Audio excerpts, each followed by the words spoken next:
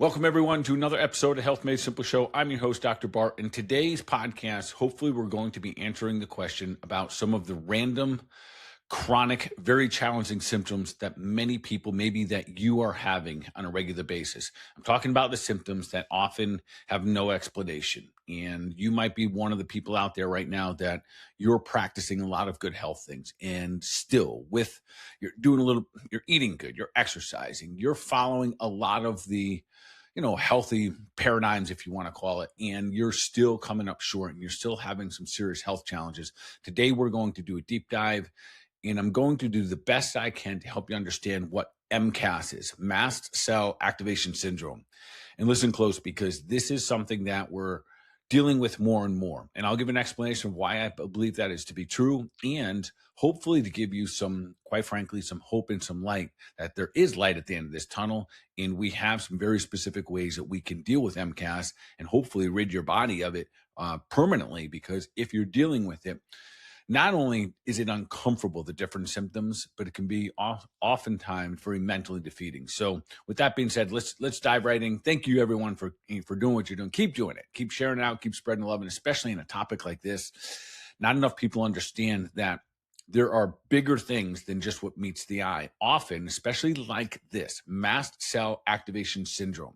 Anytime, folks, you hear something called a syndrome, mean that this is what I want you to hear every time you hear that there are multiple things that are causing this problem.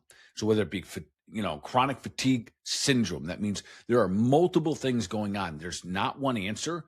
There's not one solution, that there's multiple things at one time taking place. And that's when it can get really, really tricky.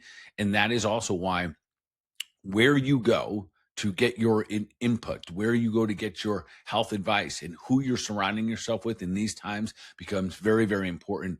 And with that being said, it is great that you're here today, because I'm going to do everything I can to kind of pull this together in something that, frankly, is one of the more challenging health categories that we see as functional medicine doctors, and that's mast cell activation syndrome.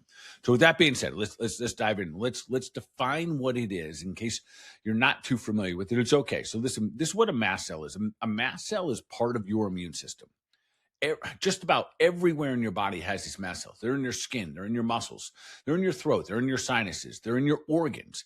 Everywhere in your body, you have what's called mast cells. This is part of your immune system. And what they do is if there's a challenge, whether it be a bruise or whether it be a mosquito bites you, your body releases different things. It could release cytokines. It could release histamine. You could release inflammatory matter. So you can, in case you had a bruise, you inflame up. Your mast cells are the ones who do this for you. So they're supposed to release histamine, they're supposed to release cytokines, and they're supposed to release inflammatory matters. With that being said, though, the challenge with mast cell activation syndrome is that these things start to happen when they're not supposed to. Really what happens, they become triggered so easily that you're having all kinds of symptoms with really these unknown triggers. So it's not like you had a big issue with, or a very obvious food issue, or an injury, or exposed to something. Oftentimes, the challenge is that they're not obvious and that you don't know why they're coming. So today I want to pull all this together and just give you a little bit more insight. So some of the top symptoms, and this might help for you to help you understand, are you dealing with mast cells? So I'm going to give you a short list of them, and these aren't even necessarily the top ones. These are just I'll say some of the, I guess they are some of the top ones, more common ones that I'll see. So chronic fatigue, no doubt. Skin issues. This could be anywhere from hives. It could be eczema. It could be psoriasis. It could be where there's flare-ups. There could be itchiness, anything to do with your skin, because we'll see a lot of mast cell degranulation. I'll explain that in just a moment. We see a lot of it in the skin, and we see a lot of these inflammatory marks, these histamine responses. You can see some people, it affect the flushing of their face. It could be flushing of their entire body. It could be just in their eyes, and their eyes swell up. And a lot of times, again, these things can be very unpredictable, and that's the big challenge. So one of the more important things when we're looking at mast cell activation syndrome is that we're doing really, really good job at taking histories and really starting to put together all of the evidence, the symptoms, the sequence of all of these things, we start to roll it all the way back and we're looking for clues. And when we start to pick up all these clues, we start to see that there's usually something way back when that triggered these different things happen. I'm going to give you my insight on those as well. All right. So what are some of the other things? Brain fog, dizziness, palpitations, fatigue. I think I already mentioned that one. Bloating, GI disturbances, often, especially things like SIBO. These are all issues that could be driven from what we call mast cell activation syndrome. Common allergies. This is often people kind of almost think that their allergies are just that, and yet they keep coming back, and they now they're getting worse and worse, and they have to stay on more things like anti-inflammatories or antihistamines, and the histamines work less and less, and it's because we're starting to develop this mast cell activation syndrome. And what happens here is this: these mast cells, the part of your immune system that's just about everywhere, they start to do what we call degranulate. I mean, they're breaking down very easily. And now they're creating these responses, the histamine response, the cytokine storm response, the inflammatory response. They're starting to do this readily and regularly on very, very easy triggers. These are the same things as a lot of symptoms be hypersensitive to chemicals, to smells, to perfumes. That's a very common one for mast cell activation syndrome, that you have a super high affinity to smelling things that really bother your nervous system and can create triggers. It could create triggers with your eyesight. It can create triggers with your immune system. And so you could see, as I'm listing all these different symptoms, they could be all over the place. And if you're listening to this right now, you might have said, well, I fixed up my gut. I eat better. I'm taking better care of my skin. I'm exercising more. You're doing all these different things, but it still might not be enough in this right sequence to get them all taken care of, where we start to calm all these mast cells back down here. So it is this degranulation of these mast cells that create these overabundant moments of histamine, these overabundant moments of cytokines, and overabundant moments of inflammatory cells that are kind of wreaking havoc in you and your life. So there's a couple top root causes, and I'll go into these, and I think this is important for us to start to understand, because this is one of the chases that we have, is starting to, as you're out there and you have a lot of these symptoms, you start chasing these down. You're starting to think, well, I was diagnosed with something like SIBO, and SIBO, by the way, is a big root cause of things like mast cell activation. So here's some of the primary root causes. One, it's chronic infections. Think of Lyme, Epstein-Barr, mold infections. Those are the huge ones, especially mold. I could probably put that on top of the list, where if you've been exposed to mold over long periods of time, maybe you didn't even know it, and then your body becomes hypersensitive to it. That's another way of saying it, that your body's now so sensitive to these things. A little exposure, I'm talking just a little bit. You walk into a house that has mold, and poof, there it goes. There's your eyes, there's your skin, there's the hives. Those type of breakouts, that's the sensitivity, that's the trigger. Those are the triggers that we're talking about. If you're one of the people out there that are experiencing mast cell activation syndrome, your body becomes super triggered and super sensitive to the most minute, like smallest little exposures to things, even foods. And I'll get into those in just a moment as well. So there's chronic infections. Again, that's Lyme, Epstein-Barr, H. pylori for the gut, gut issues, especially SIBO, small intestine bacterial overgrowth. And one of the challenges here is that in the way down deep in the gut, in that biofilm, that's where a lot of these abnormal bacteria, just where the bad guys lie. It's very difficult to get those out. You might have cleaned up your gut. You might have been able to be on a restrictive diet. Maybe you did something like a modified carnivore or something like that, and you got rid of a lot of your symptoms, but you seem like you can't deviate at all. Otherwise, everything comes back. And again, oftentimes is because the mast cells have been degranulated, and now just the smallest little inkling to trigger them again, and everything comes back. So small intestine bacterial overgrowth is a huge component here for, one of the top root causes. Environmental things. And folks, this is going to be something that you're going to have to take a close look at. This might mean the house that you live in, the apartment that you live in, the workplace that you're at. places that you go to work out or exercise, if they have mold or they have chemicals or you're being exposed to heavy metals on a regular basis, this could keep triggering your mast cells. That could be part of what broke them down and to begin with. More often than not, what we find with mast cell activation syndrome, there was chronic components to this. There was a chronic gut issue. There was chronic mold exposure. There was chronic infections taking place. And the syndrome of all of these things happening at one time, then your immune system starts to break down and it degranulates these mast cells. And now you're a walking time bomb. So a couple others here, and I don't want to forget these because it's very important here. So the nervous system dysregulation. And I'm going to give you a couple of theories and why I think this is one of the most important ones. So nervous system dysregulation means that you're walking around and chronically your body is stuck in fight or flight. And maybe you could have gone through a long divorce. You could have lost a family member. Maybe you had a sickness in the family, but have long-term stressors. Maybe it's your job. Maybe it's your current job you have right now, relationship that you might be in. These long-term stressors, these nervous system dysregulators, where you end up staying stuck in this fight or flight situation where your nervous system is in sympathetic dominance nonstop. This keeps your immune system on high alert. The alarms are going off, and then eventually it breaks. And that's when we see the degranulation of the mast cells. And so that combination right there of chronic infections, gut issues, environmental toxins, that's the whole mold in the house. It's exposure to chemicals, exposure to different scents. And folks, sometimes, unfortunately, it's the exposure of chemicals. Maybe your partner, your friends, your family, maybe they're always wearing certain cologne or perfume. You're being exposed to it every day.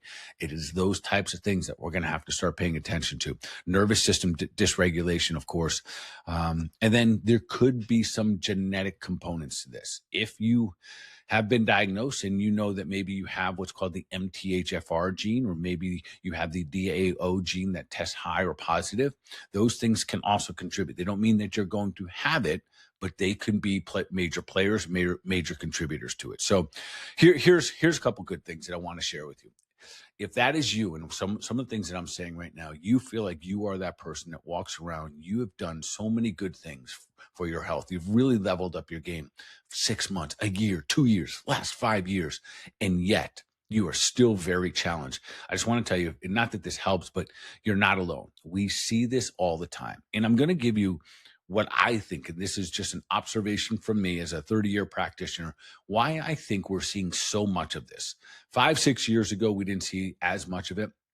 And this isn't to be confused with what a lot of people deal with, what's called histamine intolerances. Histamine intolerance could be part of this, but it's not the only thing. So yes, dealing with histamine is often a major player when it comes to helping yourself with mast cell activation syndrome.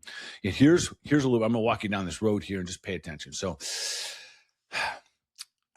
I would say about 4 or 5 years ago, when we were in what we call the COVID era, this is when we really started to see a lot of these things taking place. We started to see so many of these symptoms taking place, and we started to call them different things. We called them like, long COVID, and you name it. What they're all different types of names. But I'm going to explain to you why I think so many people, and you might be one of them, good, healthy people, that all of a sudden are now dealing with mast cell activation syndrome, and you might not have had a real bad known chronic issue. So about 4 or 5 years ago, one thing for certain is that there was a lot of stress. I don't care who you were, where you stood on taking a vaccine or not, or wearing a mask or not. There was a lot of stress, and it wasn't just overnight. It was prolonged. There was a lot of stress, and I think that became almost a new normal to be walking around stressed. So that began this nervous system dysregulation. Then we add into things like, if you were vaccinated, that could have triggered some of these chronic infections. We definitely see some evidence where if you had a low-lying, a Lyme issue, or if you had Epstein-Barr, which 95% of the people out there do, these other viruses were triggered, and now there were these more activated viruses. So now we have long-term stress, we have activated viruses, we have, and then we just started compounding all of these different issues in our lives. And that became the syndrome. And I think that was a precursor to where we are today. And then you start to add in all the different chemicals that we're putting in our bodies with our food sources, all these different things we're exposed to, these forever chemicals. You start adding all these up and you just take a step back and be like, hey, it's no wonder our bodies are not a little bit beat down. But with that being said, not only are you not alone, if there's a good news here, this is kind of good news, bad news. There is not one test out there that we use to diagnose mast cell activation syndrome. And there's some people that will say, hey, you got to take this test and it'll show you certain inflammatory markers, and they're not very accurate. The accurate way to understand mast cell activation syndrome is to do a very detailed, a very thorough history. And that's where you and your provider sit down and you're looking to connect dots to what symptoms and when and what were their initial triggers.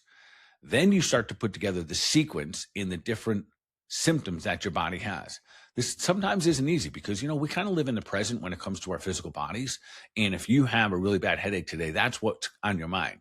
You rarely just think of yesterday, what you ate, never mind 5 years ago, 10 years ago, 15 years ago, the first time you lived in a moldy apartment in college or something like that. And so we have to really do a really good history of understanding where your body's been, what it's been exposed to, and what other things we may have to deal with.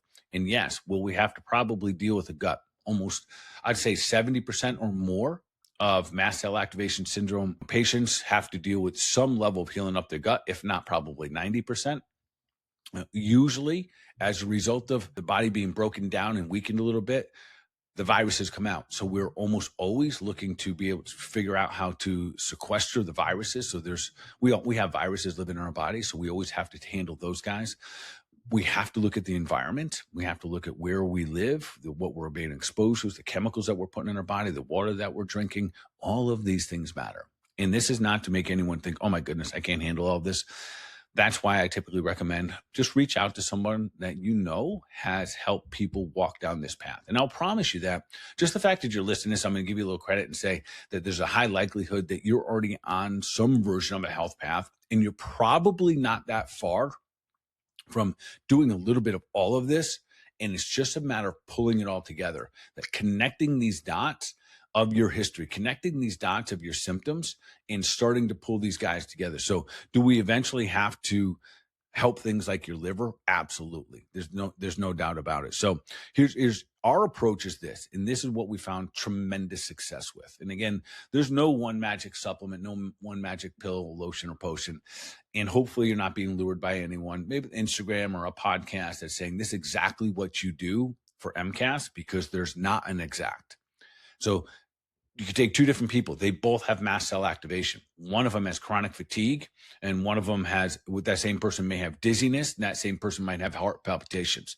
The other person says, I don't have chronic fatigue. I actually have plenty of energy. I have no heart palpitations. I have no dizziness.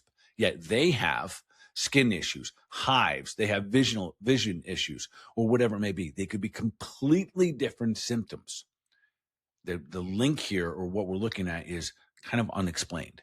They're the ones that you just don't know why they're there. And no matter what you do, even though you might kind of get, 2 steps ahead, it always seems like you're taking 1 or 2 steps right backwards here. So with that being said, we have a very specific approach that we take, and it is what I call my 4R approach. And I'll map it out here for you today. And if it's something that you want to look into deeper, just feel free to reach out. It's 2 parts. One, it has to be all 4 of these R's. And then the second part is your sequence matters to you. Everybody is going to have a very specific and a very unique sequence in how you're going to map these out based on what you got going on with your body. So R1 is we got to remove the bad guys. And that might mean for some of you, you have to look around your environment. You may live in a moldy house. You're going to have to eventually figure that one out. You may have to get out.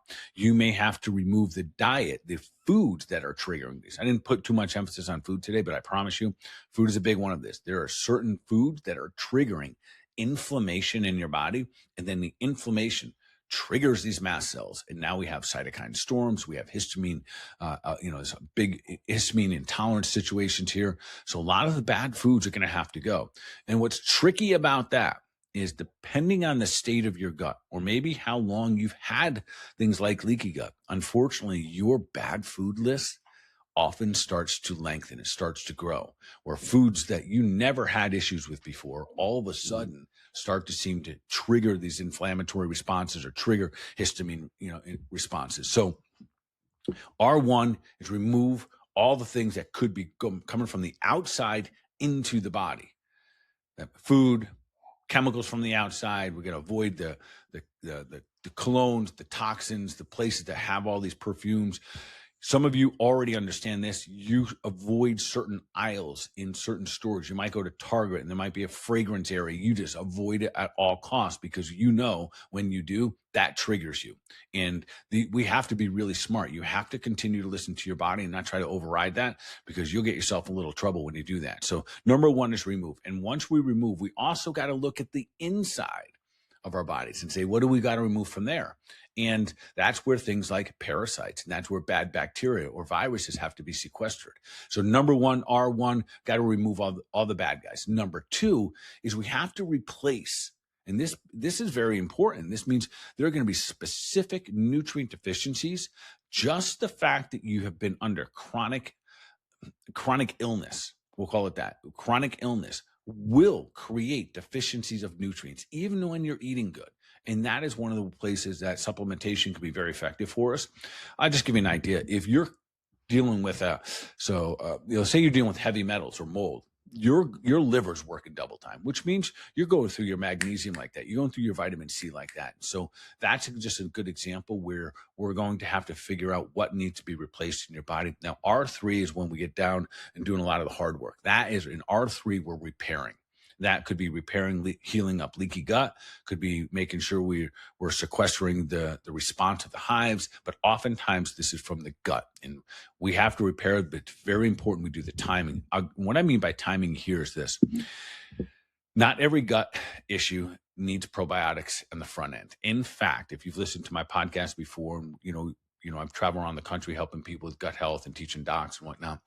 Probiotics are one of the last things we put in to help the gut, where often that's what people put on the front end. But if you put probiotics, something that's designed to, increase the amount of good bacteria you have in your gut, but there's already a crowded gut, we can run into a little problem. So it's R1, remove. R2, we got to replace. R3 is repairing. And then R4, and I would say that this is probably the single most overlooked. And I think right now that we're seeing more and more healthy people have mast cell activation syndrome because of this particular one, and we have to rebalance the nervous system. Right now, as a chiropractor, I'll tell you, most people walking around have no idea that their nervous systems are basically stuck in overdrive. And we've normalized this. We've normalized looking at our phone 20, 50, 100 times a day. We've normalized just being kind of uptight. We've normalized having extremely busy schedules, where I have so many people now that say they can't even nap. They couldn't even fathom napping because they couldn't lie down and do such a thing. Well, that's a very healthy thing for the body to do. I'm not saying you have to nap, part of the protocol, but nonetheless, it's always healthy for us. So what I am saying is this: nervous system dysregulation is a huge component of mast cell activation syndrome. Remember, it's a syndrome, multiple things going on at one time. But if we cannot relax the nervous system, if we don't create this natural ability for it to swing the pendulum between sympathetic and parasympathetic activity, then we keep the nervous system stuck in sympathetic. If we're doing that, we are keeping our alarm system, our immune system in the alarm phase. And that is how we downregulate or degranulate the mast cells.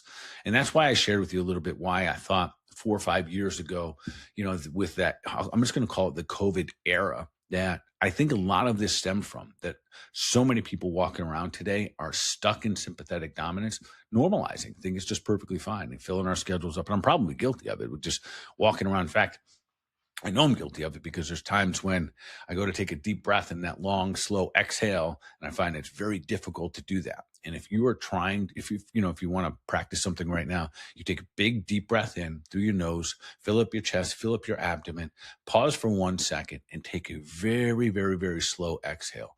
If that slow exhale is hard on your first try here, that means you were stuck in sympathetic dominant state where your body has a hard time relaxing. And you want to be able to exhale very comfortably and very slowly. And it's just one of the ways we can help regulate the system. All right. So if you're listening to all this, hopefully it doesn't create any more confusion but it starts to solidify the idea that you're not crazy, that if you have a lot of symptoms that you have no idea why they're coming or why they're going, they're not predictable. You've been dealing with them for maybe long periods of time. They seem to be getting worse, not better. And that you have a lot of good, healthy habits, and you're kind of throwing your hands up in the air and say, what do I do next? If that is you and you want to reach out and you want to connect about, see where we can go with this, we'll make sure there's a link below. With that being said, folks, keep doing the thing, keep sharing it out, keep spreading love, and always taking deliberate action for your mind, your body, your overall wellness. That'll be awesome.